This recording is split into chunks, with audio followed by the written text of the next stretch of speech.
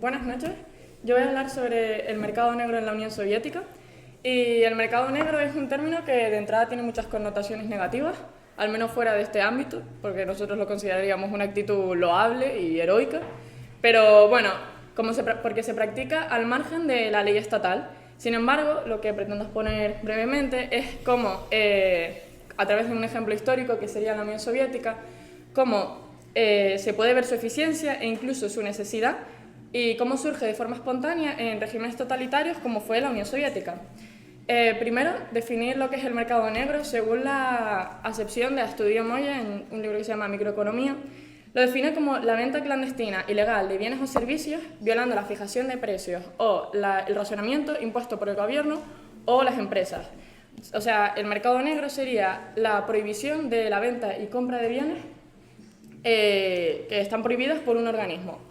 Y mientras en los países más liberales estos productos suponen productos ilegales, en los países, en el comunismo suponía la venta de productos básicos, de comida, ropa. Sennholz, que es un discípulo de Mises, en su libro La economía sumergida, dice que mucha gente llega a trabajar en la economía sumergida por los altos impuestos o por la cantidad de permisos y licencias que hacen falta para abrir un negocio. Entonces, valorando costes-beneficios, prefieren asumir el riesgo de actuar al margen de la ley como un coste. Lo mismo pasaba en el sistema comunista, donde cualquier actividad empresarial estaba penada por la ley. Entonces, a mayor sea la pena, mayor es el riesgo que hay que asumir, mayor sería el coste, y entonces menos empresarios estarían dispuestos a asumir el riesgo. Y entonces, a menos empresarios que oferten eso, mayor sería el precio. Entonces, el consumidor es lo que Rothbard llama la prima por riesgo, que sería que en el precio que el consumidor paga en el mercado negro, que normalmente es más elevado, va incluido el riesgo. También Sennholz hace la diferencia de qué diferencia habría entre un empresario del mercado negro y un criminal. Porque si bien los dos se están saltando las leyes, él dice que el empresario del mercado negro lo que hace es saltarse las leyes porque le perjudican, pero no ocasiona un mal en la sociedad, en el sentido de que no daña los bienes de terceros. Sin embargo, el criminal sí tiene esa intención de hacer un daño y se salta las leyes violando los derechos de propiedad de otros. Y también habría que tener en cuenta la diferencia entre un empresario que en un mundo liberal que emprende, a uno que decide hacerlo en el mercado negro, porque ya las aptitudes que van a necesitar los dos son diferentes. Porque uno está dispuesto a saltarse las normas y eso ya implica que necesite aptitudes diferentes como saber sobornar o mentir y que al final llegue a ser empresario el que es el más cafre, el que está dispuesto a saltarse las normas, ¿no? Para hablar sobre la Unión Soviética voy a basarme primero en un artículo que es de 1993 de Alexei Tremlin por los datos que tenía, que se llama La segunda economía y el efecto desestabilizador de su crecimiento en la economía de Estado de la Unión Soviética entre 1965 y 1989, y el libro de Konstantin Simis, que me recomendó y me prestó el profesor Bastos, que se llama La Unión Soviética, secretos de una sociedad corrupta, que fue escrita por un abogado judío que narraba de primera mano lo que sucedía en la Unión Soviética y narra casos que él vivió y que tuvo que defender, o también lo que le contaban. Entonces da una visión muy amplia desde el mundo rural, los campesinos del mundo rural, a cómo se movían las altas esferas del Kremlin. La economía de la Unión Soviética se basaba en la colectividad de los medios de producción y una economía planificada. A la sombra de esta surge la segunda economía, donde se encontraban todo tipo de productos, de modo que había dos precios, los que establecía de forma arbitraria el Estado, que esto lo explica Bastos en algunas conferencias, los que decía que cogían, una de las formas de establecer los precios era coger lo que veían ellos de otros países en los folletos y ponían esos precios de forma arbitraria. Y luego estarían los precios del mercado negro, que los establecería pues, el mercado por oferta y demanda y así. Y la segunda economía sería el nombre que tiene el mercado negro soviético. Una imagen muy común era que las estanterías de las tiendas soviéticas estuvieran vacías. Sin embargo, en las neveras de las casas había comida. Y esto era porque había un segundo mercado que abastecía a las familias. Grossman, y que les generaba mayores ingresos también. Grossman, que es uno de los que estudió todos los datos de la Unión Soviética, decía que entre el 28 y el 33% de los ingresos domésticos eran privados. Hay que tener en cuenta, y ellos lo dicen en el artículo, que todos los datos que tienen son aproximaciones de los que lo han estudiado o que lo sacan de datos que aportó la Unión Soviética. Entonces, son datos sesgados y que hay que tener, o sea, son incompletos, están sesgados y que bueno, los han utilizado para hacer aproximaciones y que también evidencia que ellos sabían perfectamente que había una segunda economía. A lo largo del estudio, los autores vieron que la correlación que había entre los gastos domésticos y los ingresos con respecto a lo que ellos planificaban durante los 60 era más cercano. Sin embargo, en los 80 esta relación se separa muchísimo y ellos lo achacan a que hay un rápido crecimiento de esa segunda economía. Bueno, pues como planteó Mises, el principal problema del socialismo sería la imposibilidad del cálculo económico, al carecer de la información necesaria que hace falta para organizar coordinadamente la sociedad, que sería una información que se encuentra dispersa y diseminada de forma privativa en la mente de los actores que constituye la sociedad. Y esta imposibilidad de cálculo económico genera muchos problemas, entre ellos la escasez, que es el que acabamos de decir, y de todo tipo de bienes, porque se anula que el ingenio empresarial humano se dedique de forma sistemática a buscar esas situaciones de escasez y busque las formas creativas e innovadoras de suprimirlo, que esto sería parafraseando en el libro de Socialismo, Cálculo Económico y Función Empresarial del profesor Huerta de Soto. Entonces, ante estos desequilibrios y desajustes, era la segunda economía la que tenía la capacidad y la flexibilidad para funcionar. Entonces, esta economía planificada generaba desajustes y estos desajustes, por ejemplo, alteran el patrón de inversión y gasto de los actores y también, porque carecen de información, y también llega a provocar que, por ejemplo, modificar el patrón de gasto como ejemplo, el modificar la voluntad de ahorro, porque, por ejemplo, entre otras cosas, porque si yo voy a las tiendas y estoy dispuesto y tengo mi sueldo y voy a la tienda y no hay ninguno de los productos y yo puedo valorar que en vez de gastármelo lo que hay, que no me apetece, me lo quedo y lo ahorro o lo gasto en el mercado negro, pero entonces estos problemas modifican la actitud de los actores y lo distorsionan. Y tampoco un planificador va a poder calcular para qué va a usar el consumidor lo que tiene. Porque este ejemplo también lo usa el profesor Bastos, que es que entre el 10 y el 13% del pan se usaba para alimentar el ganado, que nos parecería algo absurdo, y también que el 18% del azúcar lo utilizaban para fabricar alcohol, porque por sus prioridades pues preferían fabricar alcohol. Entonces, la falta de información hace que el órgano planificador no pueda administrar bien los bienes y las inversiones y que el capital se destine de forma arbitraria, que la Unión Soviética se dedicó mayormente a la industria pesada y ante la escasez de bienes de bienes de consumo era por donde entraba la segunda economía. Y esta falta de información es porque no podían practicar cálculo económico y esto es porque no hay precios. Entonces, al no haber precios no se puede realizar un ejercicio contable porque necesito los precios de los factores de producción y los precios del producto final. Al carecer de esta información y no poder realizar un ejercicio contable, yo no sé si hay un beneficio, que el beneficio sería un reflejo fidedigno de lo valorado o deseado que sería ese producto en el mercado. También otro aspecto que sería, por ejemplo, la valoración de los consumidores del tiempo como un bien escaso. Entonces, había que hacer largas colas para poder comprar en las tiendas de la Unión Soviética.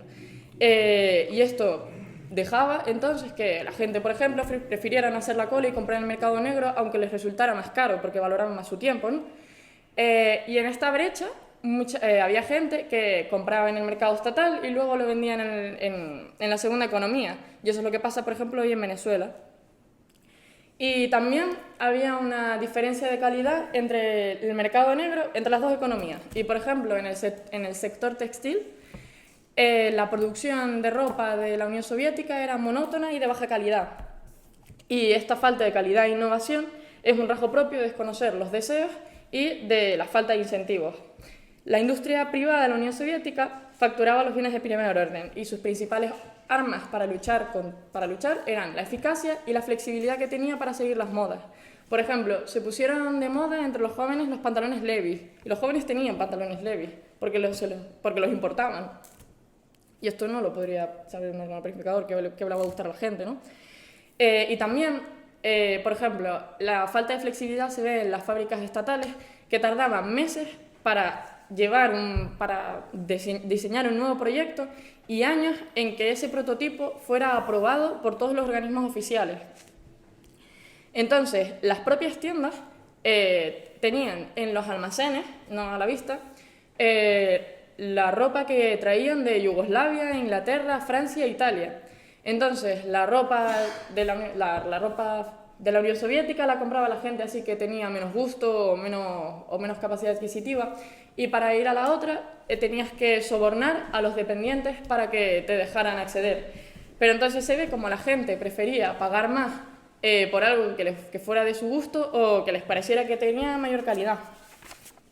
De todas formas, en todos estos casos, no estoy teniendo en cuenta las tiendas en las que estaba el Kremlin, porque en esas tiendas no había escasez, los productos eran de mucha mayor calidad y además los precios eran ridículos, pagaban un sexto o un tercio de lo que pagaba la gente luego.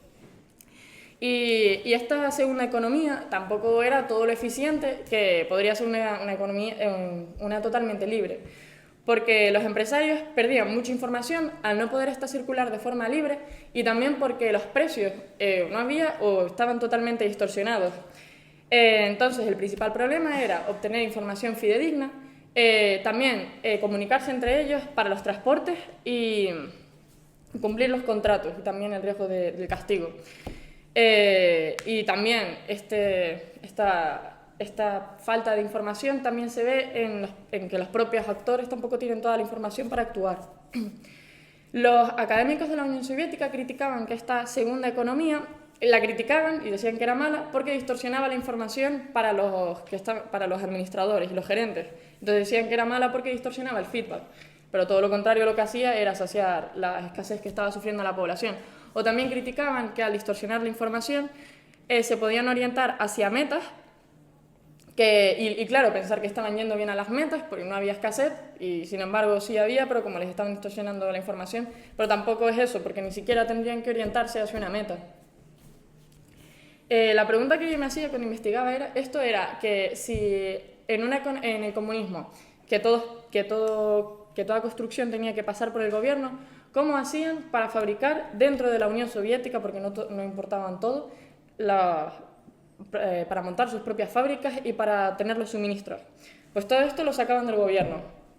Entonces, para comenzar la fábrica, el empresario o especulador, que es como le llaman ellos, tenía que sobornar a varios oficiales y también tenía que soportar los costes de adquirir el equipamiento. Entonces, todos los sobornos que requerían, todas las personas que tenían que aceptar el pasar la maquinaria y también los costes de adquirir la propia maquinaria del Estado. Y Siemens pone como ejemplo que abrir un taller de souvenirs podría costar entre 150.000 o 200.000 rublos, que es un montón, porque teniendo en cuenta que un sueldo de 2 médicos en la Unión Soviética era de 220 rublos y que 60 rublos se les iban para el alquiler del piso y que luego muchas veces tenían que comprar en el mercado negro, que los precios eran entre 6 y 3 veces más caros, pues también una fábrica de 4 o 5 talleres costaba 1 millón de euros, pero si lo que fabricaban era un producto exitoso entre los consumidores, lo podían amortizar a 2 o 3 años. ¿Y cuándo lo fabricaban? Pues cuando terminaban las propias fábricas de producir lo que estaba planificado por el Estado, los propios obreros y gerentes se empezaban a dedicar a la producción de los bienes privados, que se llaman left-hand goods o bienes zurdos, y que eran los propios trabajadores. ¿Y por qué no denunciaban? Porque cobraban más por producto y además esto que cobraban no estaba desgravado por impuestos. Exacto. Los materiales los sacaban de la propia fábrica. O sea, los robaban al propio Estado. Que está bien. Pero luego, y los juicios luego eran valorados según la cantidad que habían robado. Entonces cuenta como en los juicios le decían, había robado no sé cuántas prensas o no sé cuántas, no sé cuántos tiras de tela, y lo valoraban en base a eso y así los condenaban. Pero para obtener más materiales lo que hacían era sobornar a los técnicos que decían cuánto se tenía que destinar a la producción de cada producto. Entonces, así enviaban excedentes a las fábricas y ellos tenían más. Y tampoco era raro que, por ejemplo, los cortes de la ropa de la Unión Soviética fueran más cortos de lo que se había dicho o se tiñeran con menos de lo que también se había planificado, porque eso lo quedaban todo para producir luego ellos lo que querían. Y eso también le decían en los juicios, iba el técnico, miraba la ropa y decía, no, esto está teñido con la mitad que dijimos que se tenía que teñir, y así valoraban. Es muy curioso ver cómo estos empresarios se movían por sus propios códigos y normas a los que estaban que aceptaban de forma tácita en los contratos en los que participaban, y cómo cuando tenían algún problema porque les pagaban la mitad o porque no le daba todo lo que había pedido, acudían a árbitros y tenían sus propios tribunales, y los tribunales podían ser de 3 árbitros, pero lo general era que fueran un árbitro, que era un empresario como ellos, que tenía la fama de ser justo y razonable. Y luego las penas eran de hacer la retribución financiera completa o de reponerle toda la mercancía, y el que no aceptara la pena que se le habría impuesto quedaba excluido de la economía sumergida, estaba condenado al ostracismo. Entonces, se ve que de forma espontánea las personas son capaces de suscribirse a un sistema de normas y sin que actúe un organismo imponiéndolo de forma coactiva. Y de hecho, la justicia soviética estatal era era peor, y uno de los problemas que tenía era que era muy corrupta. Entonces la gente iba a los juicios con los veredictos ya comprados. Y para ver esto, hay un ejemplo, que es que entre los 50 y los 60, los empresarios del mercado negro, pues entre los 50 y los 60 es cuando empieza la especulación, y las penas eran de cárcel. Sin embargo, en los 60, un periodista publica un artículo criticando la vida tan opulenta que tenían los empresarios del mercado negro, porque hubo unos que tuvieron así una vida muy desenfrenada, y lo mostraron mucho, y entonces la gente salió a la calle pidiendo que había que condenarlos a muerte. Entonces Khrushchev pidió que los ejecutaran, pero y dijo, somos los jefes de la ley, no la ley sobre nosotros, así que tenemos que cambiar la ley. Entonces Rudenko, que era como un ministro, ¿no?, le dijo que no podían hacer eso, porque aunque cambiaran la ley hoy, tenían que seguirlo juzgando por la ley bajo la que habían cometido la pena. Pero Khrushchev dijo que no, que eso era de país burgués y que la Unión Soviética no funcionaba así. Y en 1961 los ejecutaron a todos. A lo largo de todos los ejemplos que va ilustrando Simis, lo que se ve es que se mueve a través de la corrupción y que invade todas las áreas de la sociedad. Pero lo curioso es ver cómo estos sobornos estaban más o menos estipulados, de formas que lo que narra Simis es como si hubiera un sistema de precios a lo largo de la Unión Soviética. Por ejemplo, para conseguir una licencia para conducir, los daba un solo organismo, que era el GAI, y entonces tú sabías lo que le tenías que pagar a los oficiales para que te dieran ese carnet, y a cuántos tenías que sobornar y lo que tenías que pagar. Y también, por ejemplo, siempre tenías que tener algo encima, porque si te paraban por la calle y aunque no hubieras hecho nada malo y no tenías un rulo para darle mínimo, pues te sacaban el carnet. Y otro ejemplo sería en la sanidad, que era totalmente gratis. Entonces, los médicos se quejaban de que tenían 10 o 15 minutos por paciente, y los pacientes se quejaban de que los médicos no les miraban a la cara. Entonces, lo que hacía la gente era, en el mundo rural, para obtener un trato mejor, Simis narra que iban con algún tipo de regalo para que los trataran un poco mejor, bombones o alcohol. Y también era habitual que los ingresos en el hospital tardaran muchísimo, entonces la gente esperaba semanas. Pero ante esto, lo que hacía la gente era pagar al gerente que llevaba los ingresos en el hospital o al médico de planta que los llevara, y de esa forma tú podías acceder a que te ingresaran, pero colándote delante de toda la gente que iba esperando semanas. Y también se ve que los sobornos, el precio, dependía del lugar, del hospital y del médico. Entonces, mientras en el mundo rural tú con pagar pues esos bombones o alcohol o alguna clase de material ya estaba bien, sin embargo, en las grandes ciudades, como Moscú, los precios variaban dependiendo del hospital, la calidad del hospital o de la reputación que tuviera el médico, y eso podía llegar a 1.000 o 1.200 rublos. Y él narra como para hacerse una operación, ya hablabas con el médico antes y él te decía, yo te voy a cobrar esto por hacerte esta operación, el propio médico, o sea, eso era un precio. Y esto sería un caso concreto, pero Simis narra de otros en los que se tenían que pagar sobornos para obtener la licencia para poderte cambiar de domicilio o para que te aprobaran los exámenes para poder acceder a los estudios. Y viendo toda esta corrupción, al final Simis va a defender que el ciudadano ruso de la Unión Soviética no era un ser más inmoral que cualquier otro ciudadano de otro lugar, sino que la corrupción estaba en todos sitios y era el modo que entendía la gente en la que se tenía que mover para poder conseguir las cosas. Esta es la corrupción moral a la que lleva el socialismo según los autores austríacos. Y esta corrupción defensiva, según la nombra Kirchner, que dice que es el amiguismo en el que cae la gente para no para no verse perjudicado por todas las consecuencias del socialismo, que es lo que permite un mínimo de coordinación social. Y esta inmoralidad se ve que es en la que cae desde el más alto oficial de la Unión Soviética, pero hasta el campesino, el médico o el abogado. Y que lo que hace la gente al final, a través de esto, es tratar de evitar los efectos más perjudiciales del comunismo. Y que actúan, pues eso, para pasar de una situación que ellos consideran peor a una que es mejor, que es por lo que actúa el hombre. Y entonces, como conclusiones, lo que se ve es que el nacimiento de la segunda economía en la Unión Soviética, el de la segunda economía en la Unión Soviética y la necesidad que tuvo la Unión Soviética de esta para no colapsar, evidencia de forma radical cómo cuando se limita el libre ejercicio de la función empresarial en cualquier sistema coactivo surge un mercado alternativo de forma espontánea, que vimos a través de diversos ejemplos, y que este es el único capaz de saciar las necesidades de la sociedad, desde las más básicas, como puede ser la comida o la ropa, hasta las más lujosas, porque también, y esto lo sabían bien las mujeres de los oficiales del partido, había un mercado de joyas y de arte. Que el éxito de este mercado se basa en la eficiencia, puesto que se basa en suplir las necesidades de los consumidores, y que al contrario que el planificado permite hacer cálculo económico, aunque está distorsionado porque no tiene toda la información, y que este sería el principal enemigo de los planificadores estatales y demuestra el fracaso del establecimiento de precios arbitrarios y cómo no se puede ir en contra de las leyes económicas. También cabe destacar cómo la gente es capaz de organizarse, que la gente es capaz de aceptar unas normas y que los contratos se movían de esta forma, y estas normas se daban de forma tácita y consuetudinaria.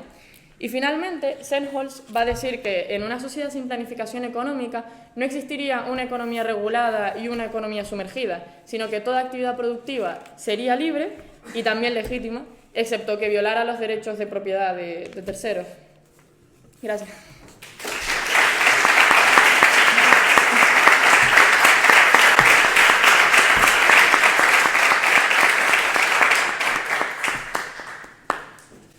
Pues nada, muchas gracias al SOAN de Lugo por haberme invitado a un foro de este nivel. Es todo un honor estar aquí.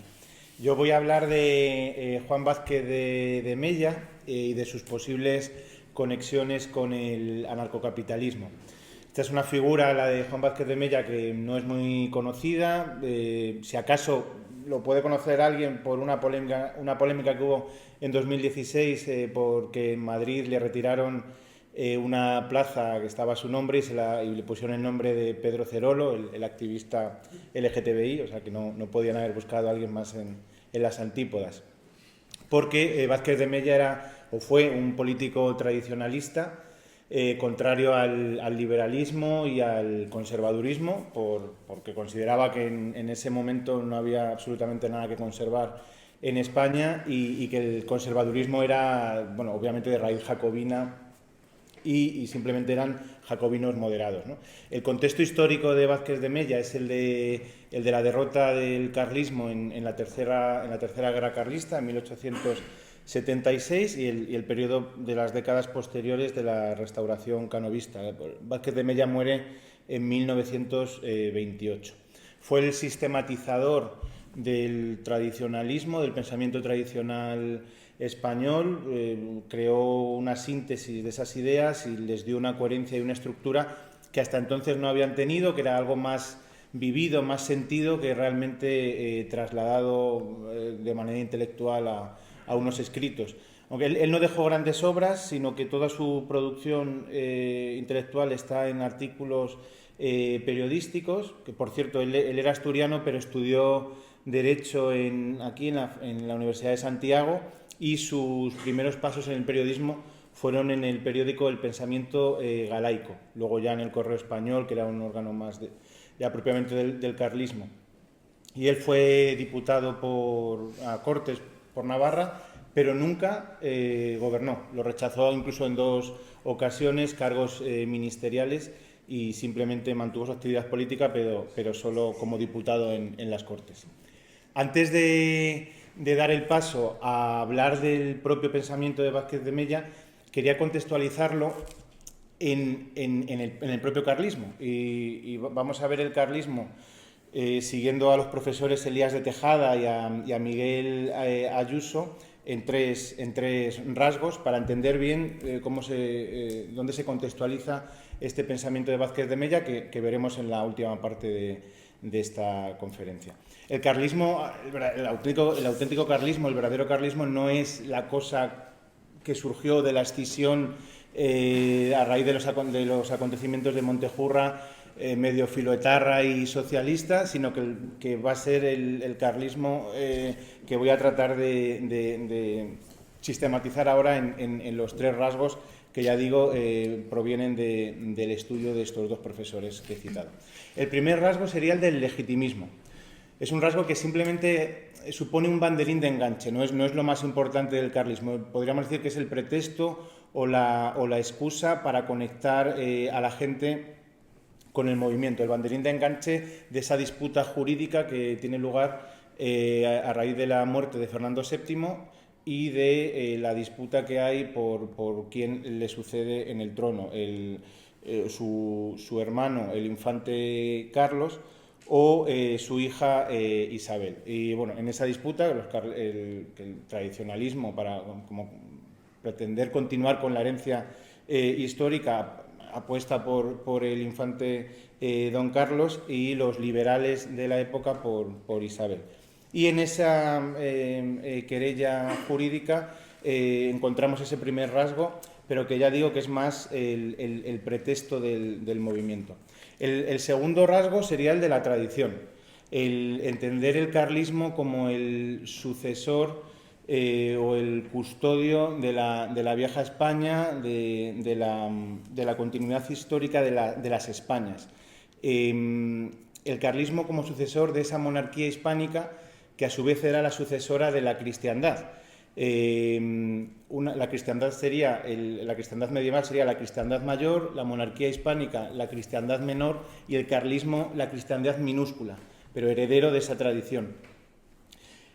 Y aquí hay que explicar que esa cristiandad se rompe o se resquebraja a partir de 5 rupturas que tienen lugar a partir de 1517, con la primera ruptura, que sería la religiosa, la de Lutero. La segunda sería la ruptura ética de Maquiavelo, al separar la política de la ética. La tercera, la ruptura política de Bodino, con el concepto de soberanía, que acaba con las autonomías de los distintos cuerpos sociales.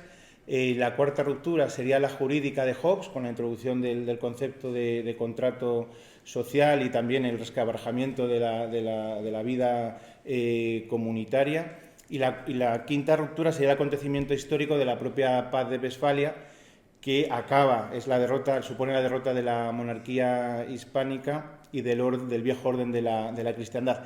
Y entonces, de esa manera hay que entender cómo el carlismo acaba heredando a esa monarquía hispánica, que a su vez hereda a esa cristiandad rota en Europa a partir de estos puntos. Y el tercer elemento del carlismo sería una serie de principios. Al final, todo esto que hemos comentado se concreta en algo muy tangible. Principios realistas y aferrados a una realidad muy concreta, no son fenómenos ideológicos y abstractos. Y sería un conjunto de principios a partir del cuatrilema de Dios, patria, fueros y rey. La idea de Dios, que va más allá de una fe privada e individual, y es una afirmación comunitaria de esa fe.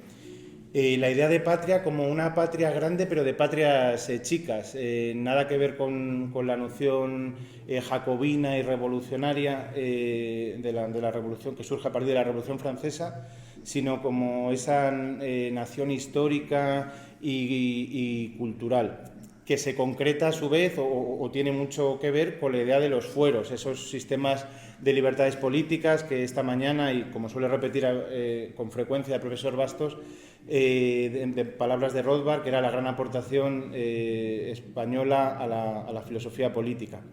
Y la idea de rey, como en primer lugar una monarquía como sacralidad, como el rey como ministro de Dios, una monarquía que supone la continuidad en el tiempo, y esto tiene mucho que ver con la idea de preferencia temporal, se hila fácilmente con eso, que los reyes tienen una baja preferencia temporal. Se suele decir que las monarquías plantan árboles y las repúblicas los talan. Y luego, en tercer lugar, a la hora de explicar la idea de monarquía, una familia real que es la coronación de un conjunto de familias. O sea, no es la idea de una sociedad formada por individuos, sino por familias como elemento esencial de la vida política. Y al final, estos tres rasgos del carlismo, el rasgo legitimista, el rasgo de la tradición y el rasgo de estos principios a partir del cuatrilema, se sustancian o tienen una conclusión, que sería que toda realidad humana tiene una necesidad de una base comunitaria, que frente a la idea de la modernidad liberal de sociedades voluntarias, que todo es voluntarismo y que todo es consentimiento, existe, y no se puede negar, una comunidad política basada en la familia y en la Iglesia.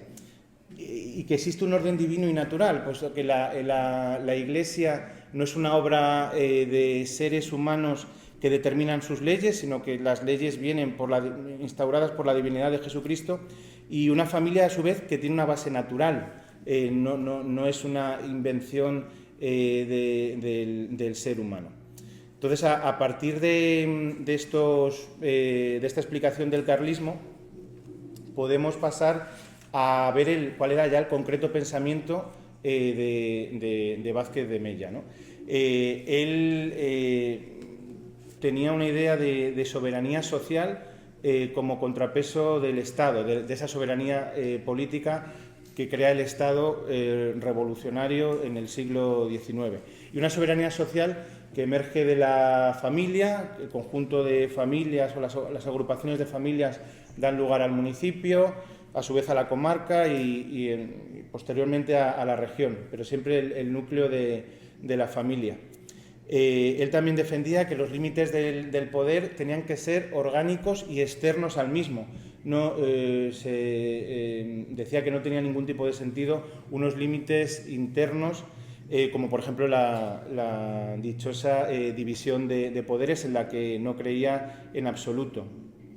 Él también proponía la autarquía al modo aristotélico, de un atributo que tiene toda persona para regirse interiormente y para alcanzar su destino, pero no por sí misma, sino que siempre tiene esa necesidad comunitaria de juntarse con otros hombres, y esas agrupaciones pues se sustancian en corporaciones, en colectividades como la escuela, la universidad, el gremio, y que ejercen también de contrapeso al Estado. O sea, por un lado teníamos esos frenos municipales, comarcales, regionales, forales, y otros frenos de agrupaciones y corporaciones como estas que he citado. Aquí, por ejemplo, tiene una frase, en lo que queda de conferencia citaré 3 o 4 frases de él, que creo que resumen mucho mejor de lo que yo pueda explicar su pensamiento. Al hilo de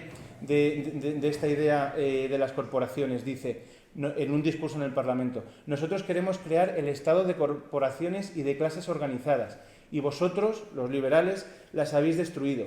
Es necesario cercenar, reducir, disminuir el Estado y aumentar las sociedades y aumentar las corporaciones, porque el Estado vive de toda sangre y de todas las atribuciones que ha sustraído al cuerpo social. Otro elemento de Vázquez de Mella sería el municipalismo, que surge, como ya hemos comentado, de la necesidad de la familia. Y él decía: existe la necesidad de acabar con el régimen oprobioso, tiránico y centralizador que padecemos liberal. Promovía también, por supuesto, la enseñanza libre, y se resume en esta frase: porque la enseñanza debe ser libre. Hace pocos días nuestro obispo lo manifestaba en el Senado, combatiendo así el monopolio docente del Estado. Notad, señores, señorías, la contradicción. Ese Estado que comienza asegurando no conocer nada, que nada sabe de los grandes problemas que al hombre y a la sociedad se refieren, él, que no admite ningún principio fijo, ni religioso, ni moral, ni jurídico, él se convierte en pedagogo, monopoliza la enseñanza y no consiente que nadie comparta con él esa tarea.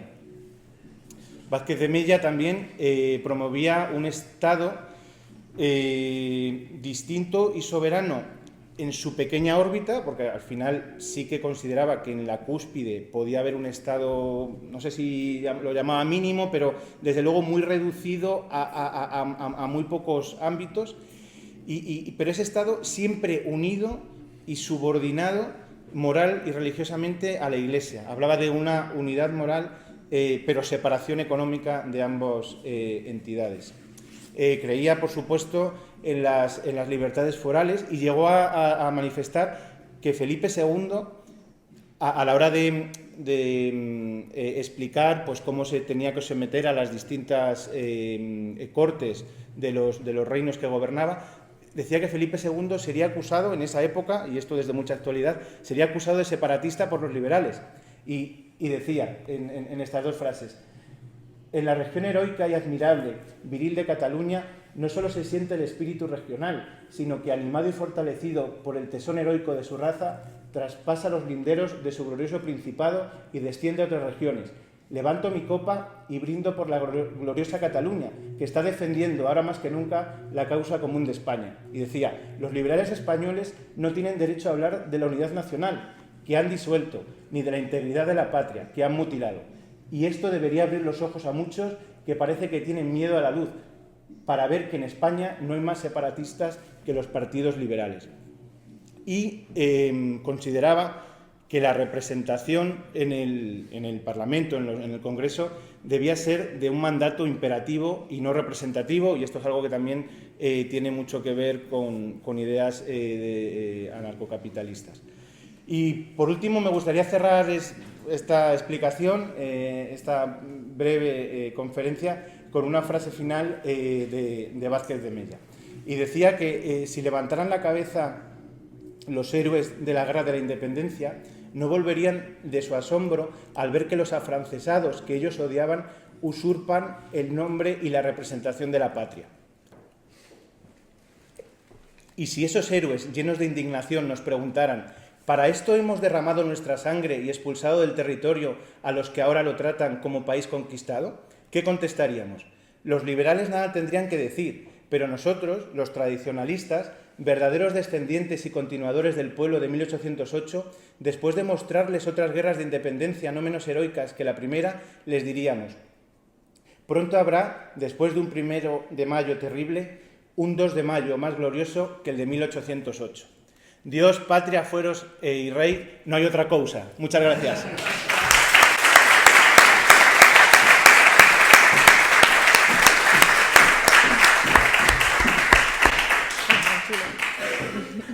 Bueno, muchísimas gracias, chicos. He estado estupendamente, y si hay alguna pregunta, pues es el momento. Para ver. ¿No? Os veo de ahí. No, yo, bueno, felicidades a ambos, ¿eh? Me han gustado mucho y siempre se aprende, lo cual es buenísimo. Mi comentario es para José, me ha interesado mucho el tema, es algo que hemos discutido incluso en la mañana, ¿no? Sí, y luego hemos charlado, como siempre, muy bien con todos los gastos en el almuerzo, ¿no?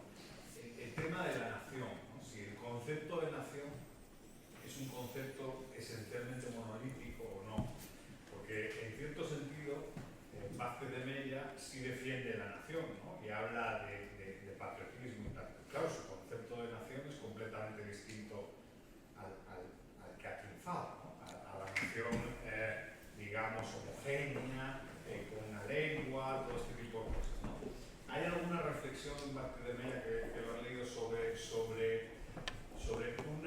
defensa nacional en clave pluralista, o sea, un concepto de nación alternativo expuesto de manera clara, explícita o no. Sí, sí, o sea, él claramente no era partidario del derecho de autodeterminación, eso no sale obviamente en nada de sus escritos, pero sí creía solo creía en la nación histórica, en las Españas, en la tradición de la monarquía católica, de la monarquía hispánica, únicamente eso, y rechazaba abiertísimamente, y en alguna de las frases que he leído no puede ser más categórico, y acusaba a los propios liberales de estar creando separatistas, un poco lo que decías tú incluso esta mañana, ¿no?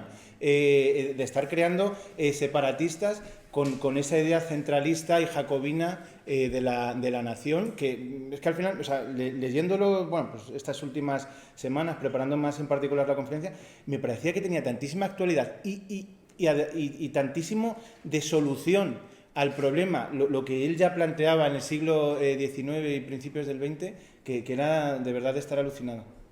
Aunque suene políticamente incorrecto, hay que retomar esa plaza. ¿Más preguntas? ¿Lucas? El cargarse la plaza, aparte de por desconocimiento, había, según por el equipo del ayuntamiento del momento, aparte del desconocimiento de quién era la persona, ¿había algo más por detrás? Bueno, la aplicación de la memoria histórica, sí. Aunque es curioso porque el carlismo con el franquismo fue muy crítico. Acusaban a Franco, por ejemplo, de ser un liberal conservador, pero de progenie liberal. De hecho, Franco en el 36, en el levantamiento, apela a la libertad, fraternidad y la igualdad. Hace ese pronunciamiento apelando a esa causa. Y los liberales, o sea, los carlistas se las tuvieron tiesas desde el principio con Franco, que si bien es verdad, acabó adoptando algunos de sus postulados y en buena medida el régimen se puede explicar sobre todo en la cuestión religiosa, que penetró de alguna manera las ideas carlistas, pero desde luego, bueno, con Franco estuvieron bastante a la gresca. A mí me interesa mucho el tema del comunismo. Me encantaría entrar realmente en la Rusia comunista y ver cómo funcionaba. Me parece increíble aquello. Hoy me aclaraste muchas dudas al respecto de cómo funcionaba, pero al final era todo mercado negro. ¿Tú sabes si hay estadísticas al respecto de cuánto realmente en el PIB de Rusia podría llegar a pesar el mercado negro o de eso No. o sea, no. ¿De cuánto pesaba el mercado negro en el PIB de Rusia? Es que habría que ver, o sea, si los datos que hay de PIB en esa época siquiera eran...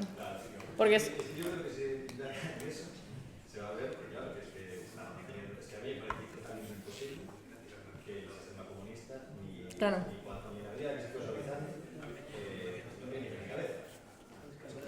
a mí una vez me negaron que en la Unión Soviética había hambre. Y yo ahí...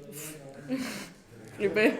Me dijeron, ¿pero de dónde sacas que en la Unión Soviética había hambre? Y yo, bueno, no parece que... 3 comidas diarias, ¿no? Sí.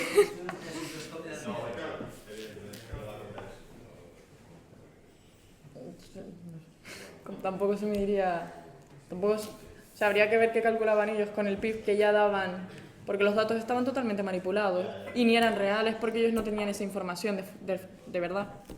Entonces, claro, a ver cómo se calculaban, cómo influía la otra encima. Sí, a José una pregunta. Dijiste que la familia es algo natural que no ha sido inventado por el ser humano. Entonces me preguntaba, o sea, que esa concepción es, si quieres decir,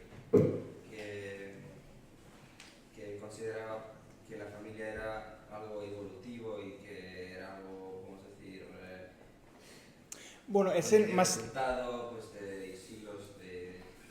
O lo dices simplemente para decir que no fue el ponerse de acuerdo un día y hacer la familia, porque, claro, puedes interpretarlo como, por un lado, que es algo natural en el sentido de que es algo inherente a la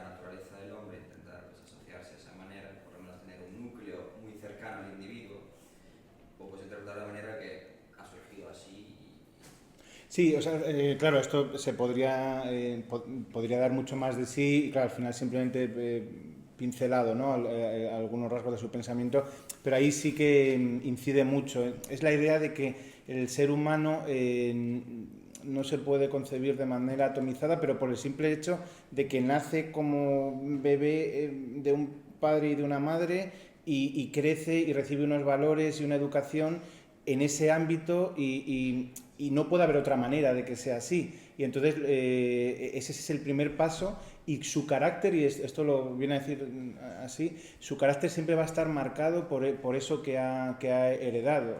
De ahí su insistencia en el valor de la tradición que se traslada incluso a la propia familia.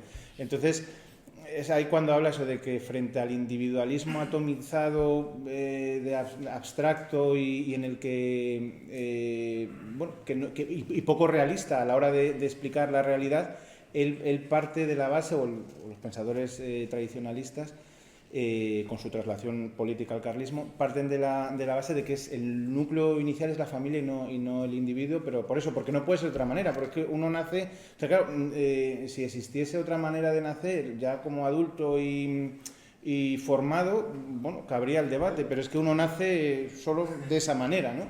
Y va a recibir de bebé, cuando es totalmente incapaz, toda la ayuda de sus padres. Es natural en ese sentido, es lo que yo he entendido de él.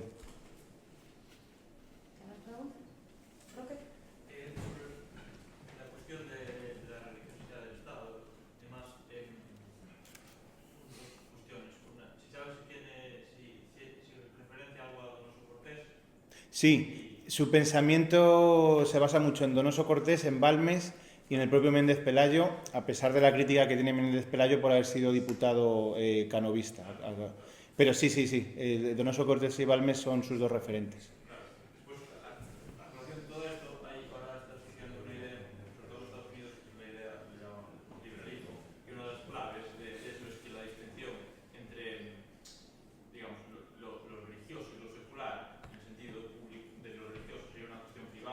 Exacto. Una cuestión pública es una excepción que colapsa porque el Estado, por la idea liberal, el Estado tiene su propia teología política, ¿no? Claro. O sea, el Estado se configura como una especie de... Y esa sí que no es individual, claro. Sí. Y sí presenta argumentos de este estilo, ¿no? Sí, él va por esa línea. Ya se pudo anticipar a este movimiento que citas de la actualidad, eso ya está en él, en deslegitimar la idea de la separación Iglesia-Estado, sí. Pues nada, lo dejamos aquí. Muchas gracias a nuestros dos ponentes.